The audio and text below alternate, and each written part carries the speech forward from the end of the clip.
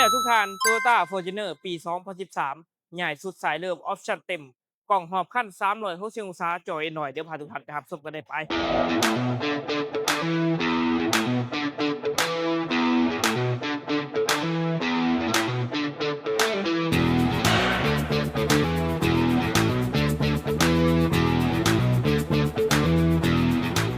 ดีทุกท่านเหมือนเจ้าสองให้เองเจนเนาะค่ะเรา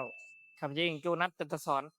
มาแนะนำรถอีกหนึ่งคันเนาะเป็นรถใส่ครอบครัวเด้อคันนี้เด้อรถไอเขาขี่เองอยู่ในเฮือนในศาลเนาะรถอยู่ปากซี่อยู่หวานโศกอำนวยเนาะคันนี้งามป้าย6 7 8 9แต่ว่าป้ายนี่คล้ายราคาต่างเนาะรถนี่รถเดิมบ่ต่ำบ่ปีนมีแต่เว้าเรื่องสีเรื่องสันเนี่ยเก็บคัดมาใหม่เล็กๆน้อยๆเนาะตัวนี้จะเป็นออปชันเต็มกล่องหอบคัน360องศา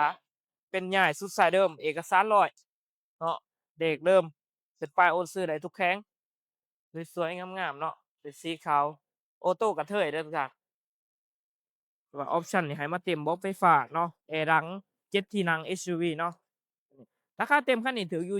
780,000 บาทเด้อมาเบิ่งรถตัวจริงสามารถโอ้ร่วมกันได้ต่อรองกันได้เนาะโทรก่อนทุกครั้งเก้า733ตัว679เดี๋ยวพาทุกท่านไปเบิ่งรถข้างในก็ได้ไปตามมาเบิ่งข้างในเนาะตัวนี้เป็นบล็อกไฟฟ้าเด้อทุกท่านปรับไล่8ระดับเนาะเกียร์ออโต้ใหญ่สุดสายเริ่มกล่องหอบคัน360องศาเนาะสวยๆงามๆเป็นเบาะหนังเด้อรถเดิมบ่ต่ำบ่ปีก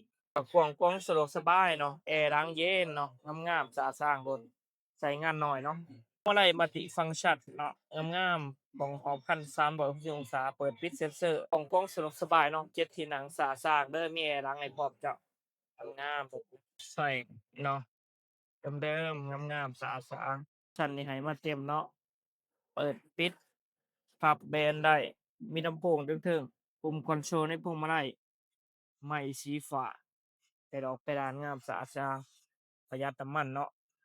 เดิมๆจากโรงงานเลยเช่นเดียวกันมิดออกมิดอาร์คงามๆ ข้างในของแก๊สข้างในของเครื่องเนาะรถเดิมๆมิดออกมิดอาร์คทุกอย่างโลโก้โต L อยู่ครบเนาะเด็กกัน2กัน4หน้าอยู่ครบมิดออกมิดอาร์คโต R อยู่ครบ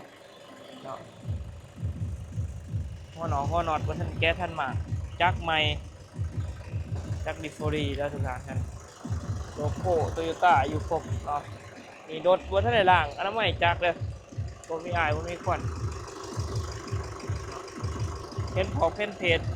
อยู่ครบ ขายปี13นำใส่14เด้อคันนี้ก็ปี2013เจ้าเร็วกว่า2013เด้อเจ้าเด้อนำใส่14ฝากไปเตือนทุกท่านเด้อกับ Toyota Fortuner ปี2013นำใส่14เกียร์ออโต้งามๆคันนี้เนาะประหยัดน้ำมันเนาะ